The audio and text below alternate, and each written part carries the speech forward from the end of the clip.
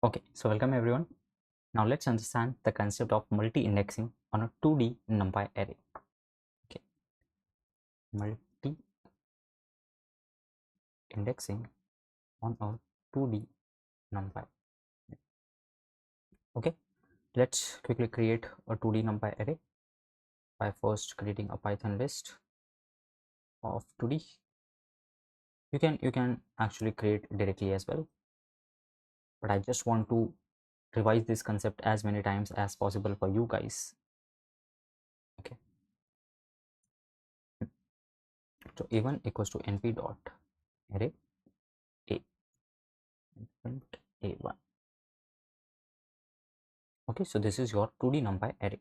Okay, now please be very careful when you're doing multi-indexing or a 2D NumPy array, because it's slightly different than what you may think. Okay, and I'll try to go as step by step as possible. Okay, see, suppose you have a 2D NumPy array. Okay, what do you need? You need row indices, you need row indices or row index, I should say, and a column index. Okay, this is the simple indexing in a 2D NumPy array, right? Suppose if I say a1 3 comma 2, what you will get? Index 3 row and index 2 column, which is 3. Okay, if I make it 1, so index 3 row and index 1 column, which is 9. Okay, simple. Now just stay attentive. In multi-indexing, what do?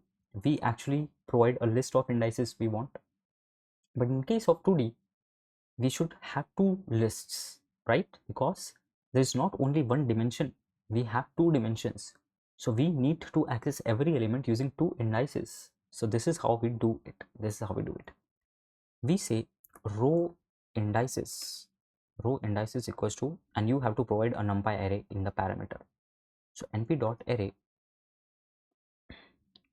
okay, 0 comma 2 comma 1. Okay, column indices equals to np dot array.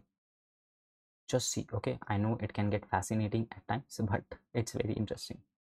1 comma, or let me do 0 comma 0 comma 0, just for your understanding purpose. Okay, perfect. Let me print again a1.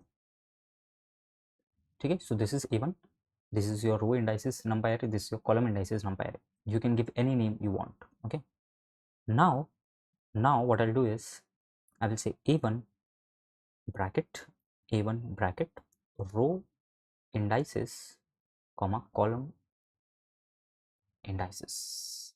Now just see the magic. 275. I got a 1D NumPy array with 275.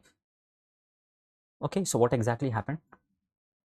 See, first index was 0 0, so you accessed this element and hence you got 2 here. I'm going as low as possible. Second index was 2 comma 0, so see, it will take the second row index and second column index from this list, and then it will create a row comma column pair using which you will access an element. All this is smartly happening behind the scenes in this code. Okay, so this 2 and this 0 will make the index look 2 comma 0. So 2 comma 0 means this element, so you will get 7. Okay, and 1 comma 0 means first row and 0th column, which will give you 5. So 2 7 and 5. Okay, now it's a very well known question in industry ki, given a 2D NumPy array, try to access the given a square matrix. Okay, so if I take the same code,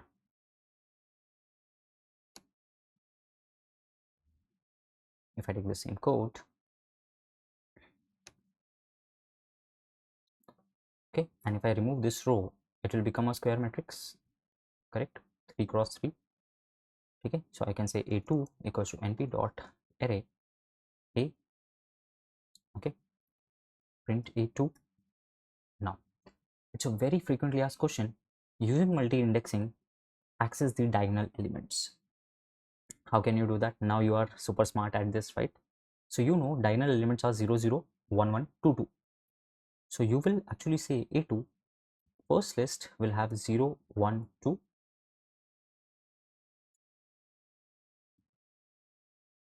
okay, comma, second list will also have 0, 1, 2. That's it. Okay, and see, it's not mandatory for it to be a numpy array, but that's the standard. Okay, that's the standard. People usually use numpy arrays as row indexes and column indexes, but that's not a requirement. I wanted to show you that. Okay, so as you can see, 0 and 2, 0 and 2. So 2, 6 and 1, 2, 6 and 1. Okay, 0, 0 first element, 1, 1 second element, 2, 2 is the third element. I know it's fascinating. Okay, so please keep practicing this as much as possible until you are comfortable with this. Again, I'm telling you, multi-indexing in 2D requires you to understand that it is not doing this element. Okay, it will taking pair. This index of row and this index of column will give you the first element. Second element of row and second element of column, both lists will give you the second element. Okay, so you are accessing elements via two lists as row index and column index respectively. I hope that you have got this point. Thank you.